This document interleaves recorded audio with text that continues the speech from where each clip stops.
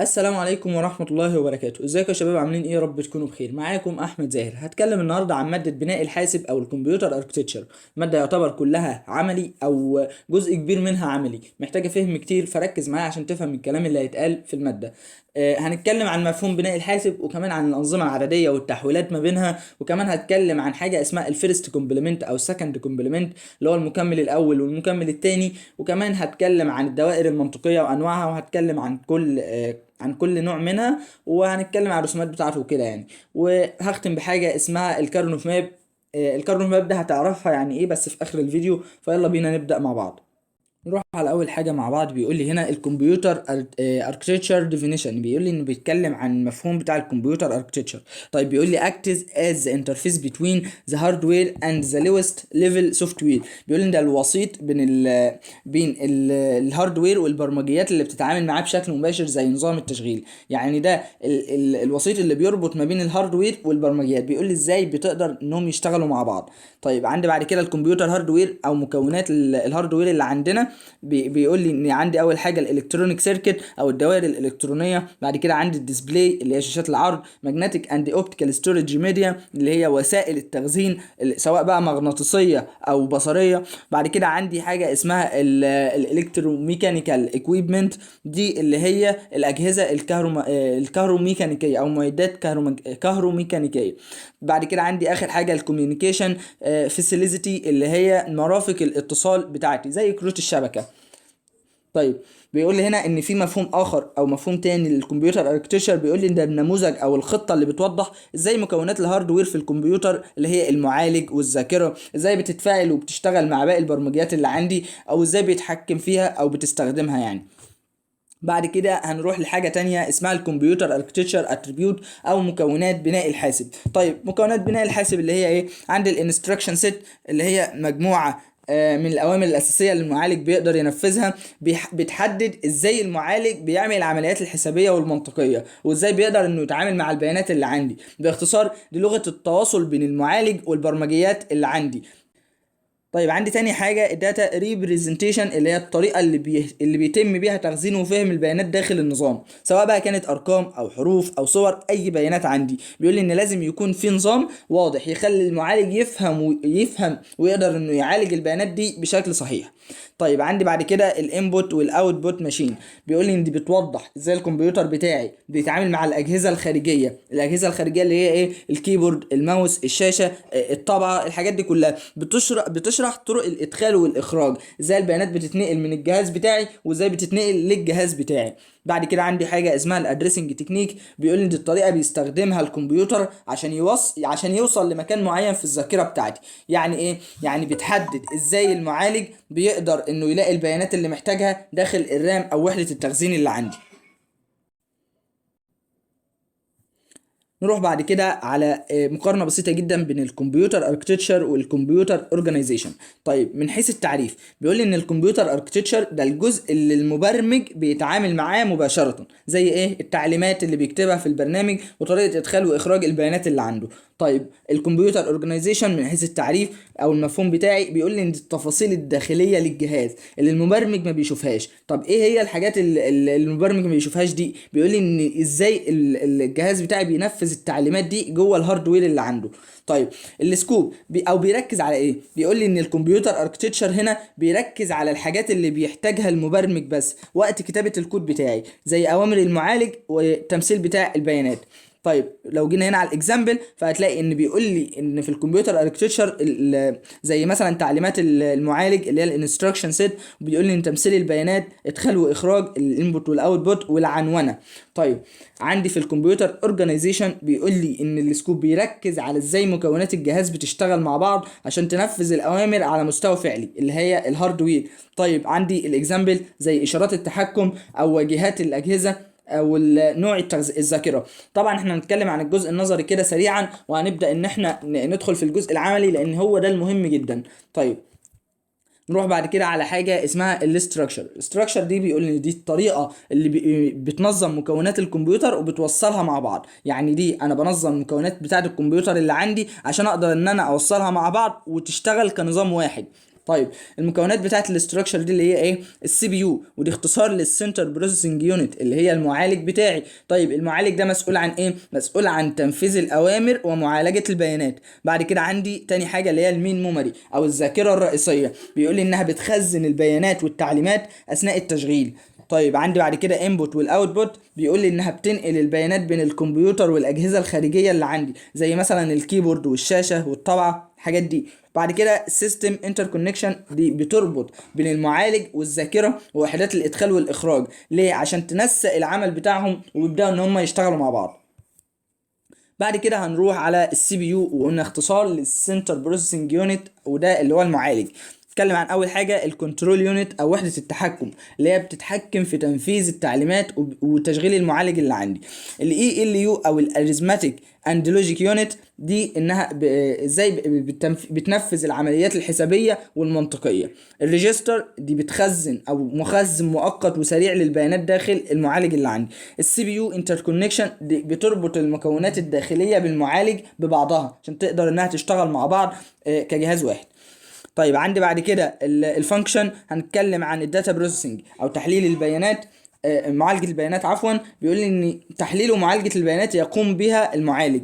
طيب بعد كده الداتا ستورج عندي، بيقول لي ان دي تخزين البيانات سواء بقى مؤقتا او دائما، مش هتفرق معايا. الداتا موفمنت اللي هي نقل البيانات بين اجزاء الكمبيوتر المختلفه. الكنترول دي التحكم او التنسيق الكامل لعمل كل المكونات مع بعض، يعني بتحكم في المكونات اللي عندي، ببدا ان انا اربطها مع بعض عشان تشتغل مع بعض كجهاز واحد.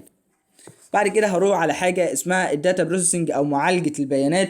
بيقول لي ان الكمبيوتر بيتعامل مع انواع مختلفه من البيانات. الانواع دي اللي هي ايه؟ سواء بقى ارقام، نصوص، صور، فيديوهات، ملفات، اي حاجه من دي. بيقول لي ان كل نوع له طريقه معالجه مختلفه حسب ايه؟ حسب الطبيعه بتاعته. طيب بعد كده هنروح على الداتا ستورج او تخزين البيانات. بيقول لي ان اثناء الشغل الكمبيوتر بيخزن البيانات مؤقتا في الذاكره اللي هي الرام اللي عندي. بعد كده ممكن يخزنها بشكل دائم في ملفات الهارد. طب ليه بيخزنها بشكل دائم؟ عشان بقى لو عاوز استخدمها بعد كده تكون موجوده عندي. بعد كده الداتا موفمنت او نقل البيانات، بيقول ان الكمبيوتر بياخد البيانات من اجهزه الادخال زي الكيبورد مثلا، ويعرضها على اجهزه الاخراج اللي هي الشاشه اللي عندي. انا مثلا بديله اوامر من خلال الكيبورد او الماوس، بيبدا ان هو يعرضها لي على اجهزه الاخراج اللي هي الشاشه. بعد كده عندي بيقول لي لو البيانات بتتنقل بين اجهزه بعيده بنسميها اتصالات بيانات او الداتا كوميونيكيشن.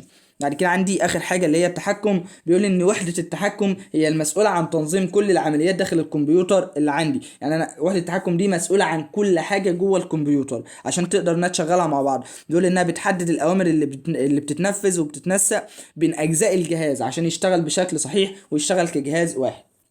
نروح بعد كده على الجزء العملي اللي عندنا، وده الجزء المهم في المنهج بتاعنا، فركز معايا من اول هنا. اول حاجه عندنا الباينري سيستم او النظام الثنائي. طيب بيقول لي ان النظام الثنائي دي طريقه بكتب بيها الارقام، بستخدم فيها رقمين بس اللي هما الزيرو والوان. طيب ليه انا اصلا بستخدم الزيرو والوان؟ بيقول لي عشان الكمبيوتر او الكمبيوترات مش بتفهم غير الزيرو والوان، فكل حاجه في الكمبيوتر اصلا بتبقى شغاله باينري.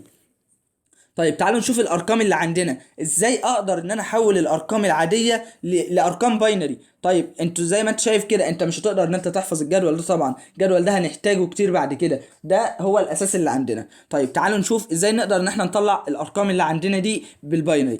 لو انا وليكن مثلا احنا هناخد من الصفر لحد الخمسة، عايزين نحسب من الصفر لحد الخمسة بالباينري. هاجي من على اليمين للشمال، اول خانه بكتب فيها صفر واحد صفر واحد صفر واحد، بفضل ماشي بنفس الطريقه دي. تاني خانه انا بضاعف صفر صفر واحد واحد صفر صفر واحد واحد، بفضل ماشي بنفس الطريقه دي. تالت خانه بضاعف الاصفار والوحايد، انا هنا كنت بكتب صفرين وبكتب واحد الواحد مرتين، لا انا هنا هخلي اربع اصفار واربع وحايد. تمام. لو جينا نبص هنا على الارقام اللي عندنا، فهنا صفر واحد صفر واحد، بفضل ماشي بنفس الطريقة دي. الخانة التانية صفر صفر واحد واحد صفر صفر واحد واحد بنفس الطريقة. الخانة التالتة أربع أصفار أربع وحايد. الخانة الرابعة تمن أصفار تمن وحايد. الخانة الخامسة 16 صفر و16 واحد، بفضل ماشي بنفس الطريقة كده في كل مرة أو في كل خانة أنا بضاعف عدد الأصفار والوحايد اللي عندي. نروح بعد كده على حاجة اسمها الاوكتال سيستم او النظام الثماني. بيقول لي ان النظام الثماني ده نظام عد بيستخدم 8 ارقام بس من الصفر لحد السبعة. طيب تعالوا نبدا ان احنا نحول من الباينري للاوكتال او من الثنائي للثماني. طيب ازاي ان انا بقدر ان انا احول اصلا من الثنائي للثماني؟ بيقول لي ان انا بقسم الارقام اللي عندي او اللي هو الرقم الثنائي لمجموعات. كل مجموعه بتتكون من 3 خانات. طب ليه كل مجموعه بتتكون من 3 خانات بس؟ بيقول لي ان انا باخدها من على اليمين للشمال. طيب كل مجموعه بتتكون من 3 خانات ليه؟ انا دلوقتي هحول من النظام الثنائي للنظام ايه الثماني. طيب 2 اس كام تدينا 8؟ 2 اس 3. فخلاص عدد الخانات اللي عندي هيكون 3، نفس عدد الاس اللي هنا. باخدها من اليمين للشمال زي ما هناخد في المثال ده كده دلوقتي. بيقول لي هنا لو المجموعه اللي على الشمال مش كامله هضيف فيها اصفار. يعني ايه؟ انا دلوقتي قسمت الرقم اللي عندي خلاص لمجموعات او خانات. الخانه اللي على الشمال دي اتبقى فيها رقم واحد، لا انا عايزها تكون من 3 ارقام. هعمل ايه؟ هضيف على الشمال هنا اصفار لحد ما اكمل الخانات اللي عندي. طيب تعال ناخد المثال اللي عندنا ده كده. احنا قلنا هنشتغل من اليمين للشمال. هنقسم كل مجموعة عندنا هتبقى تلات ارقام بس او 3 خانات. فهنا هتبقى الواحد والزيرو والواحد مع بعض، وهنا الزيرو والواحد هتبقى مع بعض زي ما انتم شايفين كده. ده الجزئين اللي عندنا. طيب بعمل ايه؟ ببدأ ان انا اخد كل رقم منهم واضربه في 2 اس 0، 2 اس 1، 2 اس 2. بفضل ماشي بنفس الترتيب كده. هنا 2 اس 0 هضربها في اول رقم اللي هو الواحد اللي هو هنا. بعد كده 2 اس 1 هضربها في 2 في الزيرو اللي هو تاني رقم هنا. بعد كده 2 اس 2 هضربها في الواحد اللي هو تالت رقم هنا. يطلع الناتج معانا 5. وده اول جزء عندنا. ندخل في الجزء التاني في الرقم. عند الصفر هضربها في الاتنين. هنا انا نسيت الاس، المفروض هنا هتبقى 0. هنا كده 0، هنا 1، هنا 2. اول رقم هينضرب في 2 اس 0، بعد كده 2 اس 1، بعد كده 2 اس 2 بنفس الترتيب بتاع الارقام اللي عندنا. هيطلع ب6. تبقى الناتج اللي عندنا هيبقى 5 وبعد كده 6 تبقى 65. ده ناتج تحويل الرقم ده من باينري لاوكتال. نروح بعد كده للديسيمال سيستم او النظام العشري. بيقول النظام العشري ده النظام اللي بستخدمه في حياتي، اللي هو بنستخدمه في حياتنا العاديه يعني كل يوم من الصفر لحد التسعة. طيب خلينا عارفين ان كل الارقام اللي عندنا من الصفر لحد التسعة. لو نيجي مثلا على اي رقم مهما كان زي مثلا 300، طب ما ده بيتكون من صفر وصفر وتلاتة، ده من الصفر لحد التسعة. اي رقم عندنا بيتكون من الارقام من الصفر لحد التسعة. طيب نروح بعد كده على الهيكسا ديسيمال سيستم او النظام السادس عشر. بيقول النظام السادس عشر ده بيستخدم 15 رقم. بيستخدم 16 رقم من الصفر لحد ال 15. طيب بيتقسموا من الصفر لحد التسعة. قلنا ان هي ارقام عادية. نسيت اقول لكم في الجدول على حاجة. لو رجعنا هنا للجدول من العشرة لحد ال 15، عندنا انا مش بستخدمها كارقام، لا انا بستخدمها كحروف. الايه لحد الاف. يبقى من العشرة لحد ال 15 من الايه لحد الاف. نروح بعد كده هنا. قلنا هنا اهو ارقام من العشرة لحد ال 15 بتبقى من الايه لحد الاف. عندي بعد كده الاوكتال تو هيكسا. عايز نحول من الاوكتال او من الثماني للسادس عشر. طيب هعمل ايه؟ تعال نشوف الخطوات مع بعض. بيقول لي ان انا هحول كل رقم لباينري. هاخد الاوكتال ده هحوله لباينري. بيقول لي ان اانا هدمج الارقام بعد التحويل. يعني انا هاخد الارقام بعد ما احولها، هي بتبقى متقسمه لاجزاء. طب متقسمه لكام جزء؟ طيب بتبقى متقسمه ل4 اجزاء عندي او 4 مجموعات من على اليمين برضو زي ما قلنا. تمام. بعد كده بحول كل مجموعه لرقم هيكسا وندمج النواتج. يعني انا باخد الاوكتال ببدا ان انا احوله لباينري، وبعد كده من الباينري احوله للهيكسا ديسيمال. ناخد مثال بسيط مع بعض كده. بيقول لي هنا 345 عايز نحولها. طيب هعمل ايه؟ بيقول لي هنا هحول كل رقم ثماني لثنائي. هاخد كل رقم لوحده واحوله لباينري. بعد كده هقسم الناتج اللي عندي ل4 خانات. طيب يبقى هنا خدنا الخمسة لوحدها والأربعة لوحدها والتلاتة لوحدها. الخمسة لو رحنا للجدول هنطلع إن الرقم بتاعها كان 1 و0 و1.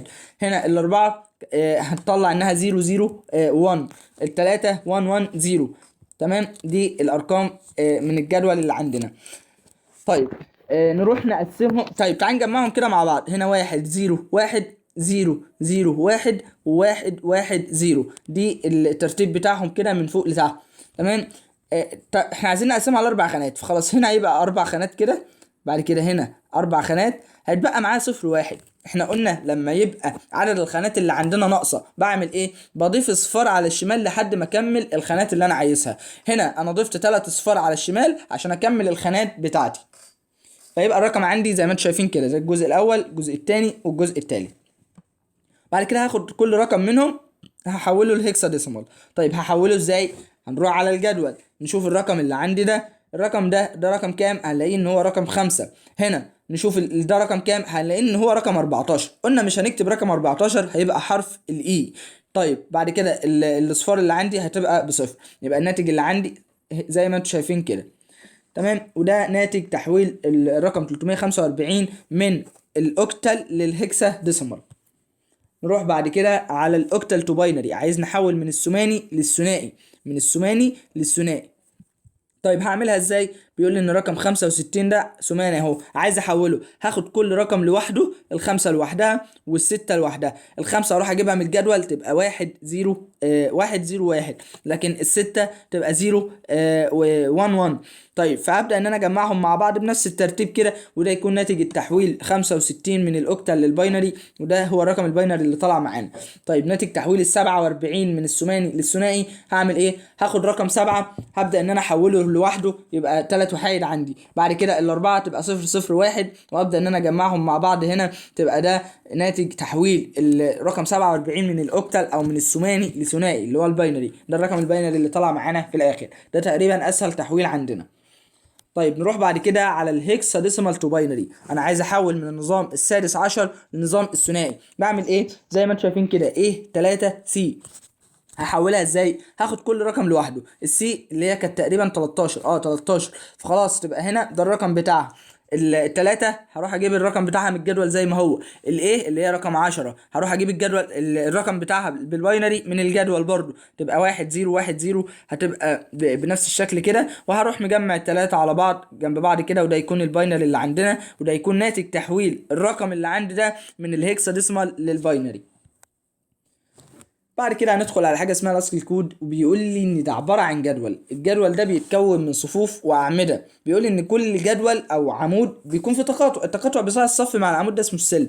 طيب بيقول لي ان انا بحجز للداتا بتاعتي 8 بت. تمام، بستخدم منهم كام؟ بستخدم منهم 7 بس. طب فاضل واحد هيروح فين؟ بيقول لي ان البت اللي هي باقيه عندنا دي انا بستخدمها عشان اكتشف الاخطاء. طيب دي بت اسمها ايه؟ تبقى اسمها الباريتي بت. طيب الباريتي بت دي بتتقسم لحاجتين، يا اما اوديت باريتي يا اما ايفن باريتي.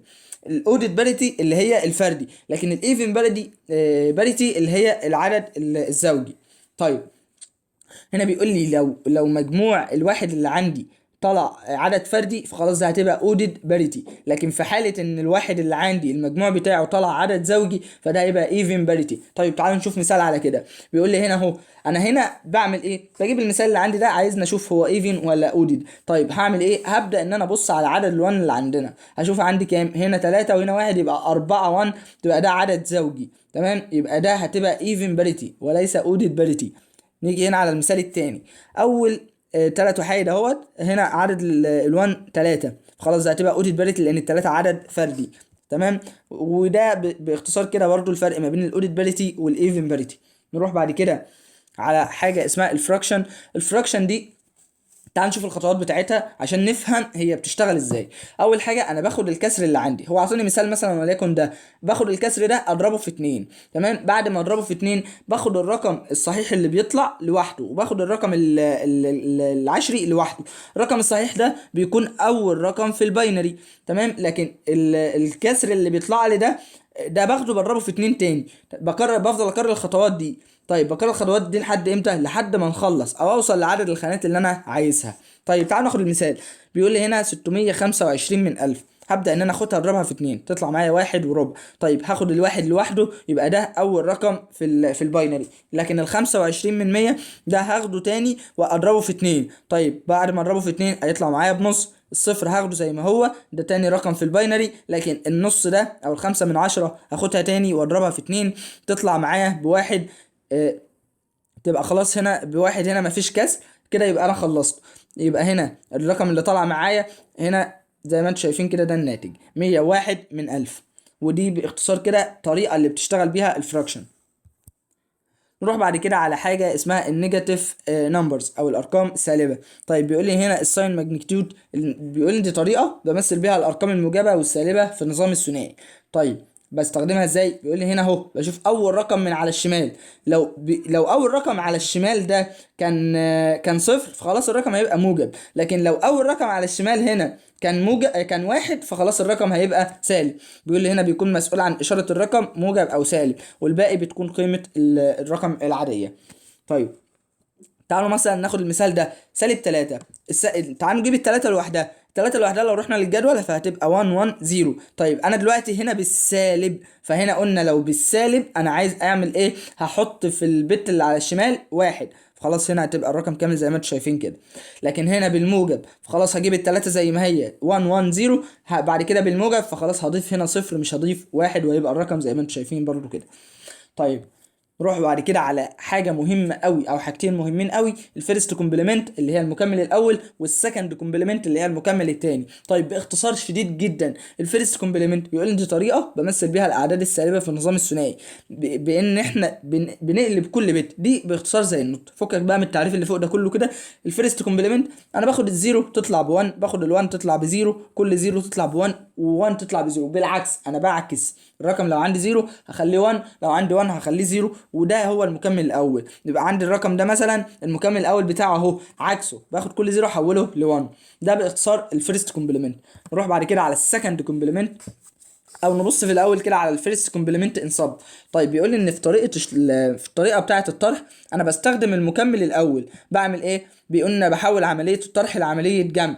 بعد ما احولها لعمليه جمع عن طريق مكملات الارقام بعمل ايه؟ ببدا ان انا اطلع الناتج اللي عندي. طيب تعال نشوف الخطوات. بيقول لي هنا اهو بنحول عمليه الطرح لعمليه جمع، بعد كده بنجيب المتمم الاول، بعد كده المتمم الاول للرقم الثاني، هنفهم دلوقتي يعني ايه. بعد كده بجمع الرقمين على بعض. تعال ناخد مثال على الكلام ده. هنا مثلا عندي الخمسة ناقص التلاتة. تعالوا نجيب هنا الخمسة بالموجب وهنا التلاتة بالسالب. لا بالموجب برضو.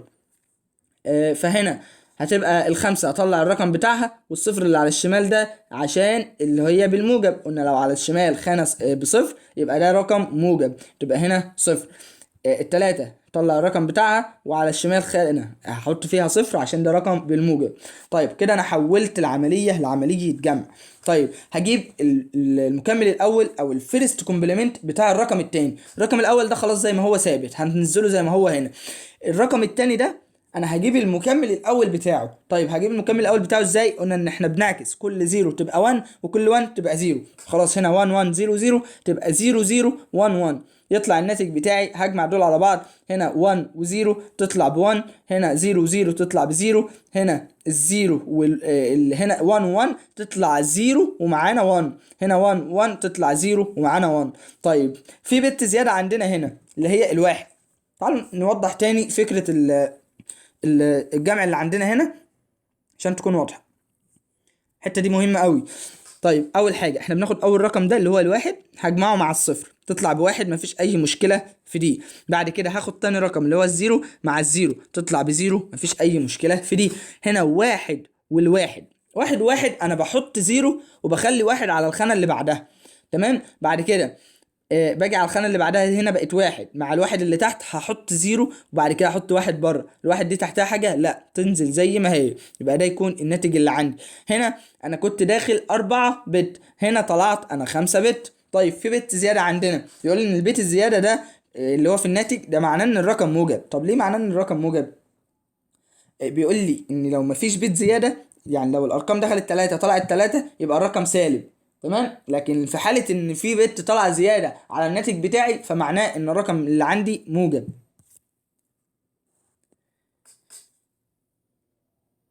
نروح بعد كده على المكمل التاني او السكند كومبلمنت، وده مهم جدا فركز معايا. اول حاجه احنا بنجيب المكمل الاول، يعني احنا بنعكس الرقم اللي عندنا، بعد كده بجمع عليه واحد. باختصار برضو مش صعب. انا دلوقتي مثلا عندي الرقم ده عايز احسب السكند كومبلمنت بتاعه، هعمل ايه؟ هروح اجيب المكمل الاول بتاعه. المكمل الاول ان انا بعكس صفر صفر واحد واحد، ده عكسه هنا. المكمل الاول اهو وبجمع عليه واحد. طيب بسيطة، الزيرو مع الواحد تطلع بواحد، وهنزل التلات ارقام التانيين زي ما هم. ودي فكرة المكمل التاني، يعني انا خدت اول رقم بجمعه على الواحد والتلات ارقام التانيين بنزلهم زي ما هم. طيب في حالة ان مثلا طلع كده هنا واحد، وعايز اجمع الرقم ده واحد واحد زيرو، ومعانا الواحد، يبقى هنا هينزل واحد واحد واحد، فاهمني؟ لكن هنا لو واحد واحد ما تنساش ان هي بتنزل زيرو، ويبقى معانا واحد على الخانة اللي بعدها. طيب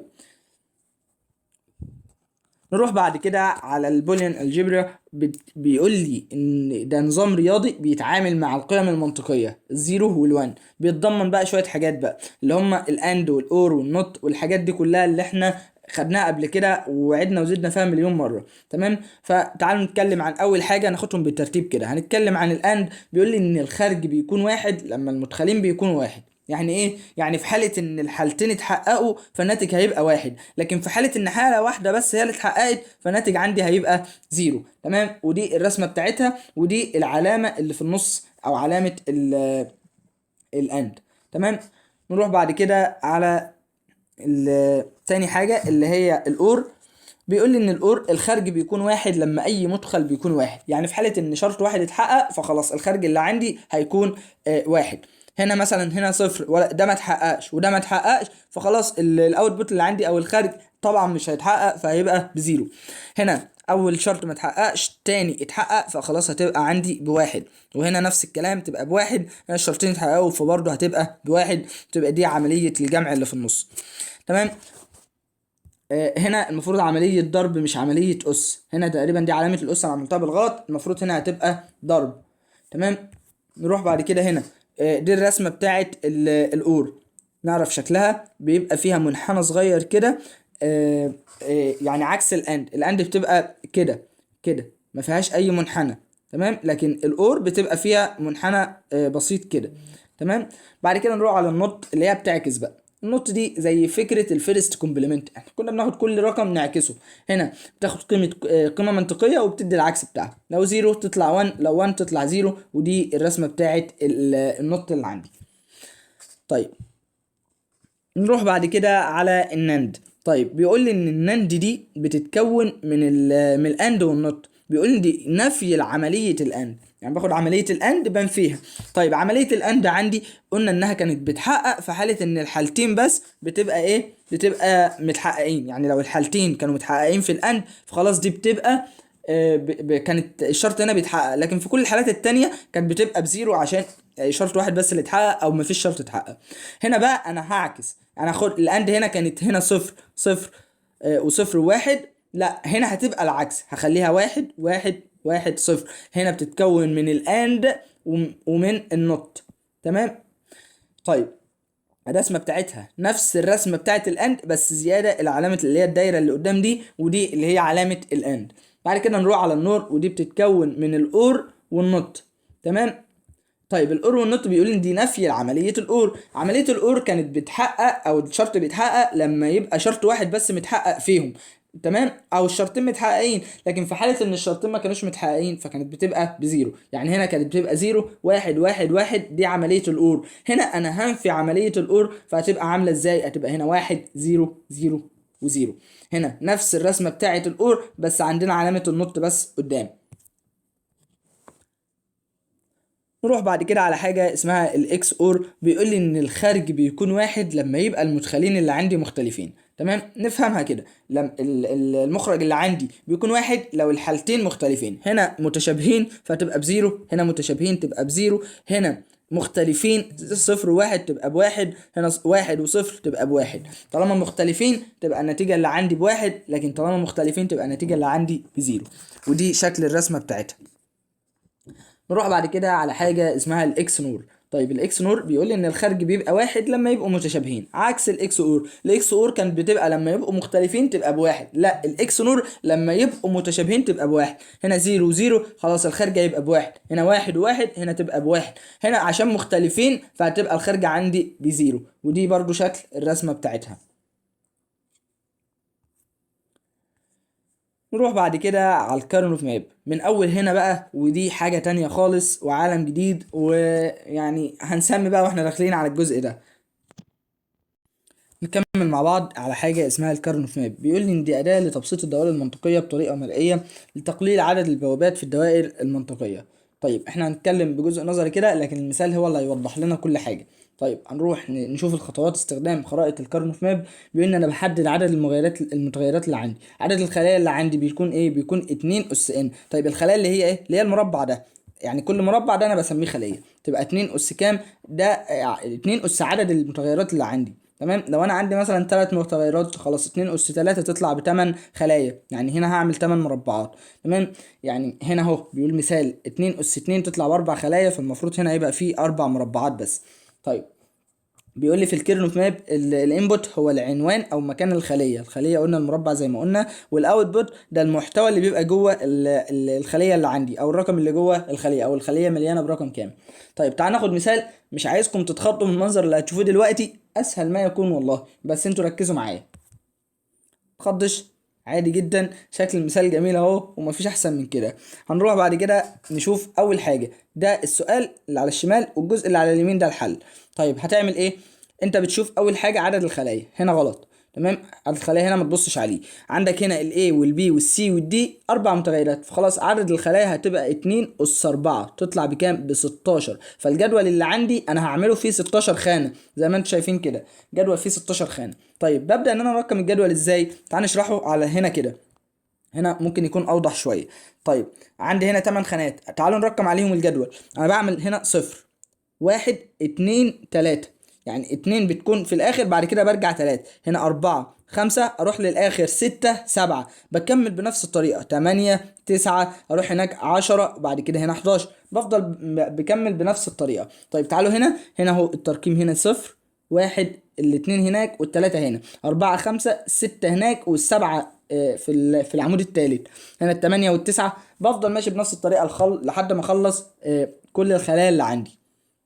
طيب انا عندي طريقتين، حاجه اسمها السم اوف برودكت وحاجه اسمها البرودكت اوف سم.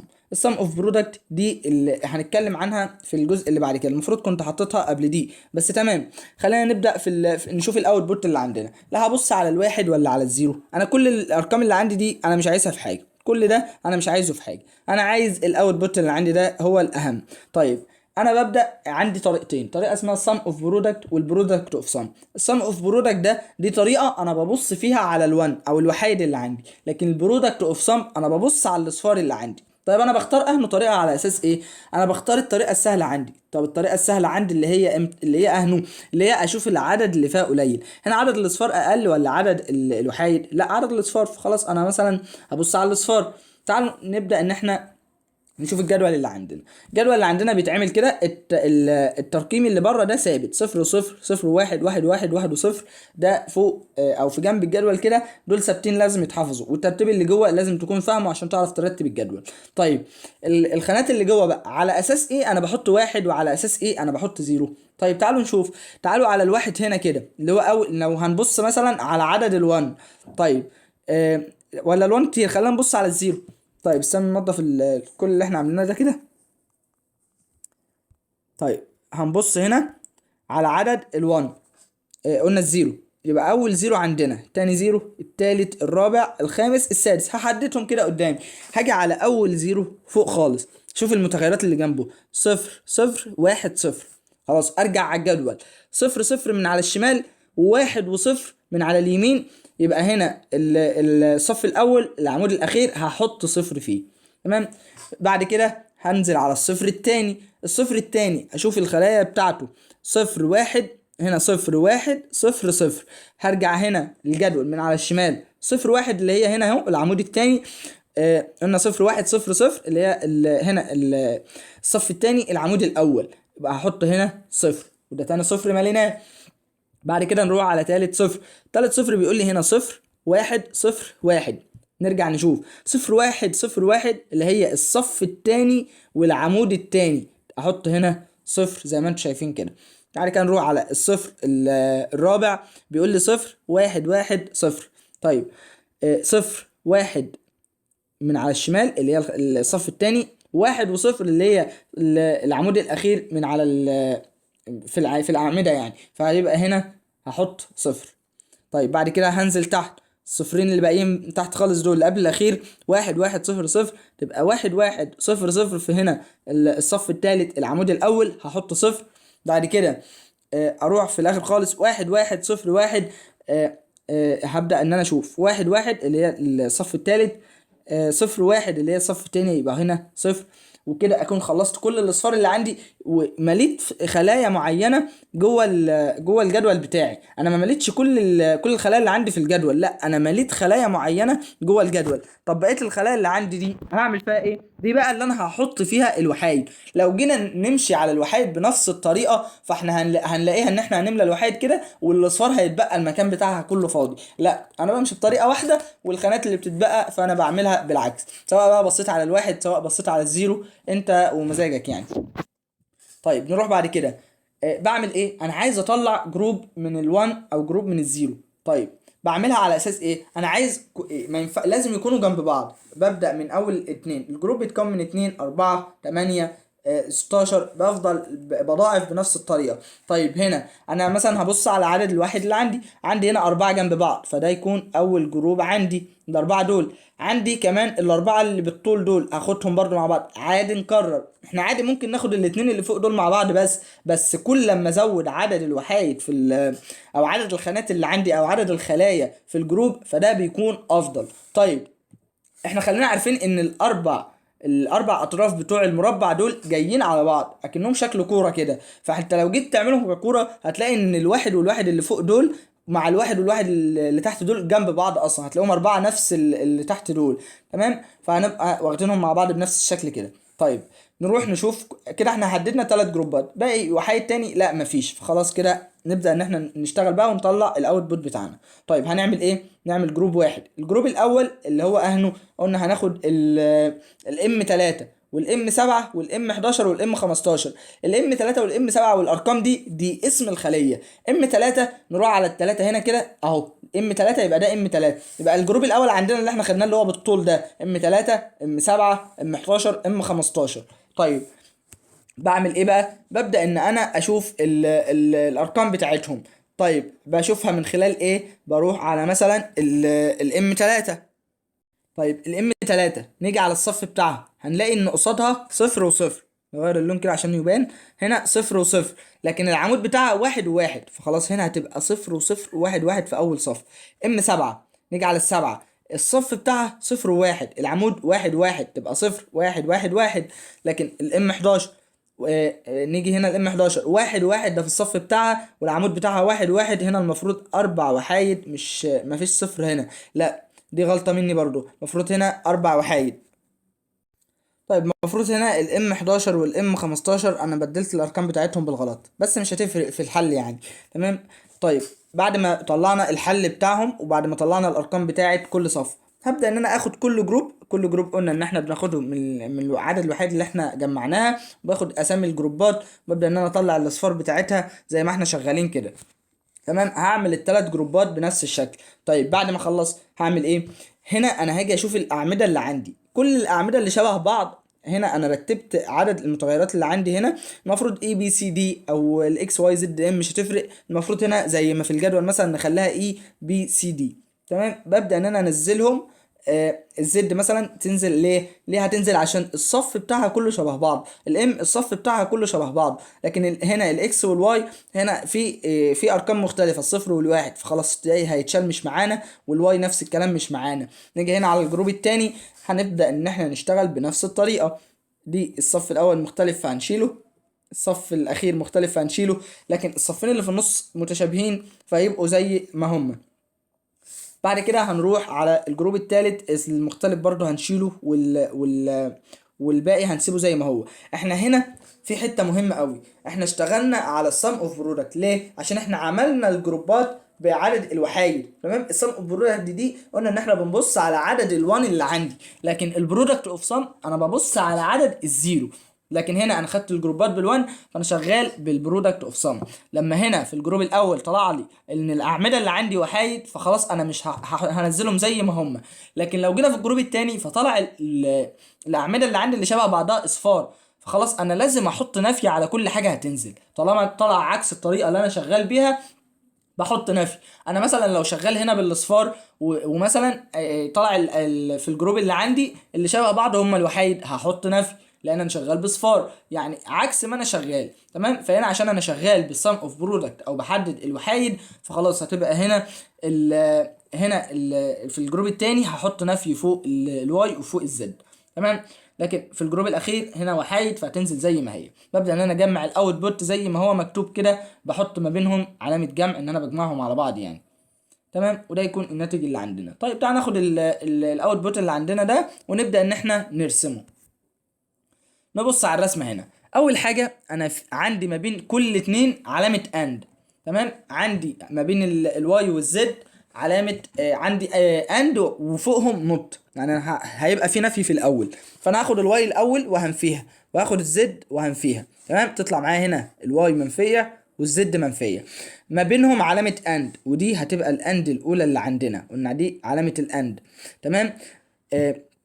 بعد كده عندي الزد والام مع بعض في علامه ما بينهم ما بينهم علامه اند. تمام. فهاجي هنا هاخد الزد واخد الام، هنا نازل من الزد اهو.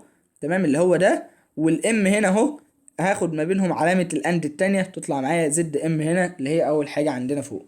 طيب بعد كده عندي تالت حاجه الاكس والزد مع بعض، يبقى هنزل كده خط من الزد اهو وهيروح مع الاكس، ويبقى دي علامه الاند التالتة. طيب هنا مجموع ما بينهم علامة اور، يعني انا كان ممكن اخد كل اتنين مع بعض واجمعهم بعلامة اور، لكن هنا ممكن اجمعهم بعلامة اور واحدة اللي هي دي. تمام. فكل كده المدخلات اللي عندي هتدخل هنا، وده هيكون الخارج بتاعي، وده يكون شكل الرسمه بتاعه الاوتبوت اللي احنا طلعناه للمساله بتاعتنا. اي مساله ببدا ان انا اشتغل بنفس الطريقه كده. تمام. نروح بقى على اخر حاجه عندنا، وهي السم اوف برودكت والبرودكت اوف سم. دول الطريقتين المفروض كنت اتكلم عنهم قبل المثال عشان يكونوا واضحين اكتر، بس اظن المثال كان واضح يعني. فهنا سم اوف برودكت او اختصار الاختصار بتاعها الاس او بي، بيقول ان ده تعبير منطقي مكتوب على شكل اور بين حدود الاند، يعني باختصار اند اور. تمام. اند اور هي بيبقى شكلها كده في الامتحان او بتتكتب كده.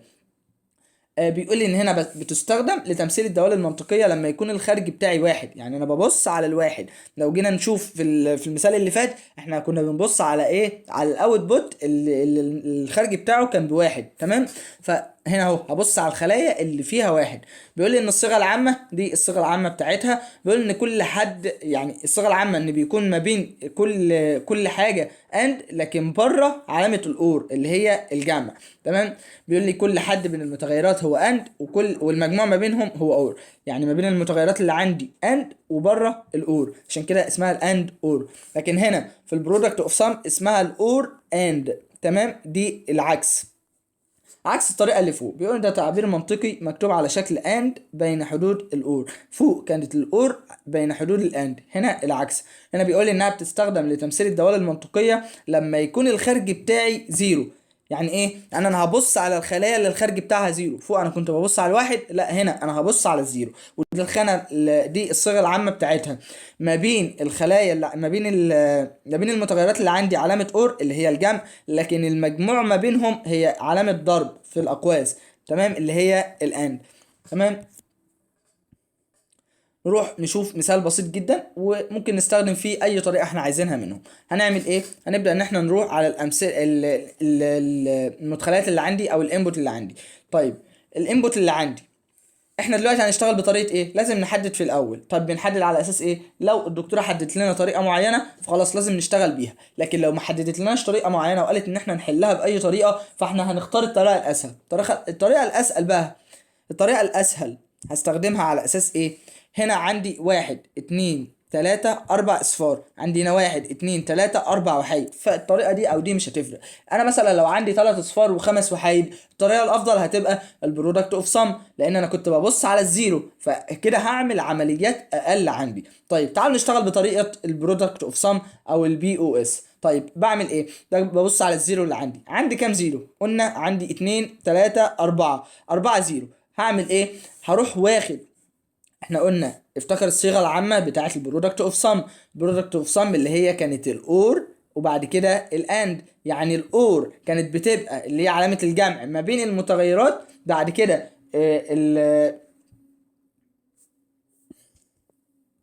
عندي هنا برضو الصيغة العامة كده غلط. المفروض ان ما بين العمليات اللي عندي علامة الضرب، لكن ما بين المتغيرات اللي عندي علامة الجمع. ان شاء الله الملف هنزله بس هيكون متعدل، يعني هينزل على جروب الشرح متعدل، مش هيكون فيه كل الاخطاء دي. الاخطاء دي طبعا واردة جدا ان انا وانا شغال في الملف ان انا ما اخدش بالي منها، لكن تمام.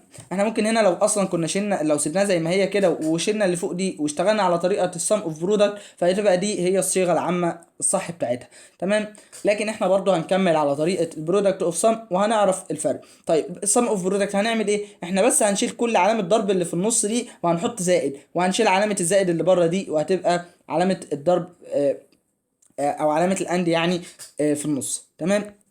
نروح بعد كده، احنا بقى بنعمل ايه؟ الاصفار اللي عندي قلنا عندي 4 اصفار، فخلاص هاخد عدد المتغيرات اللي عندي هكتبها 4 مرات بحسب عدد الاصفار. تمام. نوضح. هنا عندي الواحد، اتنين، تلاتة، أربعة، 4 مرات عشان عدد الأصفار اللي عندي 4. طيب تعال نطلع الناتج اللي عندنا. هنا أول حاجة في الأصفار صفر وصفر وصفر، هاخد الصفر والصفر والصفر مع بعض. لكن هنا هاخد عند الصفر التاني هنا صفر وواحد وصفر، هاخدها زي ما هي. بعد كده الصفر التالت واحد وصفر وواحد، هاخدها زي ما هي. بعد كده في الآخر خالص واحد وواحد وواحد، دي هتاخدها برضو زي ما هي، 3 وحايد. ببدأ ان انا اجي فوق كده واحد اتنين اربعة، واحد اتنين اربعة، ببدأ ان انا اقسمها بنفس الطريقة، واحد اتنين اربعة تمانية 16 على حسب الارقام اللي عندي، حتى لو عندي اكتر من 3 متغيرات. تمام. بعد كده انا شغال قلنا على طريقة البرودكت اوف سم، ببص على الزيرو. تمام. فهاجي هنا كل الوحيد اللي عندي قلنا هنا هنشتغل على طريقة السم اوف برودكت. هو المفروض هنا الحل معمول على طريقة السم اوف برودكت، لكن الشرح بس هو العنوان اللي فوق ده بس هو اللي غلط، هو اللي معمول برودكت اوف سم. فخلينا نشتغل على طريقة السم اوف برودكت، وبرودكت اوف سم هي العكس. تمام. في غلطات بسيطة في المسألة هنا، ان انا كتبت فوق ان انا شغال بالبرودكت اوف سم، لكن هنا انا كنت شغال بالسم اوف برودكت في بعض الاحيان، وبعض الاحيان كنت شغال بالبرودكت اوف سم، فانا اتلخبطت في المسألة دي. هعدلها في الملف وهنزلها مظبوطة، لكن هنا برضو خلينا نحاول ان احنا نوضحها كده عشان بس نفهم الفكرة بتاعت البرودكت اوف سم والسم اوف برودكت. تمام. مش هنسيب المسألة يعني. طيب ولنفترض هنا مثلا ان احنا دي الصيغة العامة بتاعت ايه؟ بتاعت السم اوف برودكت. تمام. السم اوف برودكت او الاس او بي، يعني احنا هنشتغل بالاس او بي. طيب هعمل ايه؟ ببدا قلنا الاس او بي ان انا ببدا ان انا ابص على الوحيد. تمام. هنا المفروض دول غلط برضو. المفروض هنا انا بكتب اللي هي الواحد بس، اللي هي يعني هاجي على اول واحد صفر صفر واحد، فهنا صفر صفر واحد. تمام. خلينا نحاول نكتبها كده مع بعض. نيجي على الواحد التاني صفر واحد واحد، هنا صفر واحد واحد. نيجي على الواحد التالت اللي هو واحد صفر صفر، هنا واحد صفر صفر. لكن في الرابعة الواحد اللي هو الأخير هنا واحد واحد صفر، واحد واحد صفر. تمام. أنا قلنا إن إحنا بنبص على عدد الوحايد، نلغي برضو اللي تحت دول كده، نلغي الحل ده كله ونبدأ إن إحنا نحلها لوحدنا. بنبص على الوحيد، هنرقم فوق نفس الترقيم، واحد اتنين أربعة، واحد اتنين أربعة بنفس الطريقة. طيب الخانات اللي فيها واحد هاخد الارقام اللي فوقها واجمعها. هنا عندي واحد واحد، هنا اهو فوقها اتنين وفوقها اربعة، فخلاص اتنين زائد اربعة تمام تطلع هنا بستة. دي اول رقم عندي. بعد كده هاجي على الخانة التانية، هنا بيقول لي واحد وصفر وصفر، الواحد فوق أربعة تنزل هنا زي ما هي أربعة. لكن هنا في الخانة التالتة صفر واحد واحد، الواحد والواحد فوقها واحد وفوقها اتنين، تبقى واحد زائد اتنين تطلع بتلاتة. وده يكون الناتج التالت عندي. في الخانة الرابعة اللي هي هنا بيقول لي الواحد اللي عندي هنا فوقه واحد، فتنزل واحد زي ما هي، يبقى الخارج بتاعها هيبقى واحد تلاتة أربعة اتنين. تمام. ويكون ده الناتج اللي عندنا. ببدأ إن أنا أمشي بنفس الطريقة كده، ولو مش مفهومة برضو اكتبوا لي في التعليقات، لو كده ممكن أسجل فيديو بسيط تاني أشرح فيه أمثلة أو كده. وبكده نكون وصلنا لنهاية شرح مادة بناء الحاسب بكل تفاصيلها، من المفاهيم الأساسية لحد الجوانب العملية والأنظمة العددية، وكمان اتكلمنا عن الدوائر المنطقية والكارل اوف ماب، وكمان طرق التمثيل زي السم اوف برودكت والبرودكت اوف سم، وكل حاجة إن شاء الله ممكن تفيدنا في الفهم أو تيجي في الامتحان. أنا عارف إن المادة ممكن تكون ممكن تبان إنها صعبة شوية أو تقيلة، لكن مع الفهم والتركيز كله بيبقى سهل. لو وصلت للنهاية فانت فعلا بذلت مجهود كبير جدا، وربنا يوفقك ويوفقنا جميعا. وفي الايام المباركه دي اسال الله ان يكتب لنا فيها القبول والتوفيق والتيسير، ويجعل كل لحظه تعب ومذاكره فيها ميزان حسناتنا يا رب. ولا تنسوني من صالح دعائكم، والسلام عليكم ورحمه الله وبركاته.